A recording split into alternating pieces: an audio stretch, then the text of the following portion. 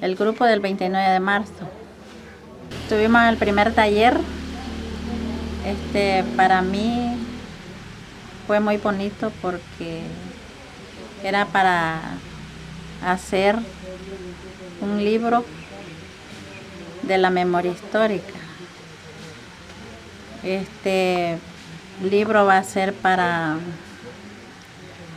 el futuro de nuestros niños que van creciendo, también para la juventud, para muchos maestros que lo necesitan, también para las demás comunidades que no saben de esta historia que hemos vivido, ¿verdad? Todos nosotros ya no podíamos vivir en nuestras casas, andábamos huyendo por los montes, sin comida, sin ropa, sin agua y sin medicina. A raíz de toda esta persecución, mataron a catequistas, capturaron a algunos catequistas y también capturaron a Miguel Ventura por anunciar la buena nueva del Evangelio.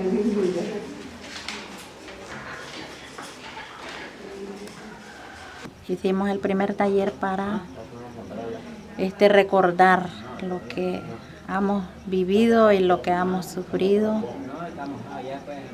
para que toda esta historia quede como un testimonio para nuestra comunidad, Segundo Monte, y para otras comunidades de afuera también. Todo esto de aquí estaba lleno de soldados, negros. En el río no se podía parar, pero ni traer una bolsa de sal, porque cuando los mataban les pelaban la cara a la gente para que no los conocieran, que quién eran. Así era lo que ellos hacían. También se halló los quemaban. También se halló un hombre de que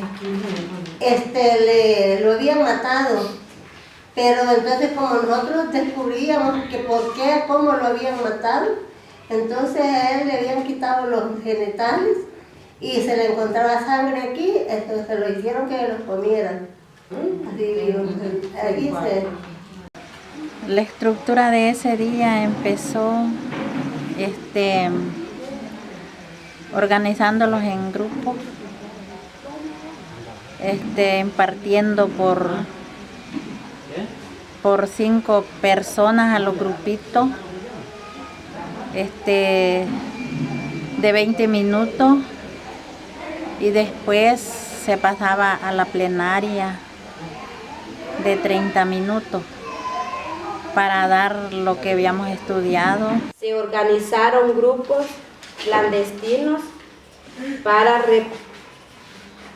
prepararse a la declaración de la guerra armada para defender los derechos de las comunidades.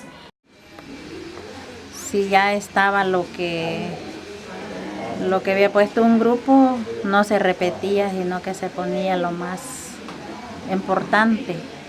En Honduras se le dio un empuje bastante grande al tema de educación, porque el nivel iba el 85% de la población era analfabeta al llegar, y al venía el 15%, entonces se trabajó un montón. Y que el nivel de organización que traíamos de Honduras nos ha permitido mantenerlo siempre con ese espíritu de vida comunitaria, a pesar que iniciamos con una estructura de proyectos sociales como ganadería, sastrería, zapatería, granjas de cerdos, de aves y de cabros. Teníamos una fábrica de concentrados y también teníamos un sistema educativo que era administrado por la comunidad, como también el sistema de salud. La última lucha que se logró para eso fue en los madrugones frente a la oficina de ACNUR, que nos permitiera repatriarnos. Entonces nosotros tomamos la decisión de arrancar el 18 de noviembre, ¿verdad? Aunque sabíamos nosotros que aquí pues ya veníamos a plena guerra, pues no había terminado la guerra cuando decidimos repatriarnos.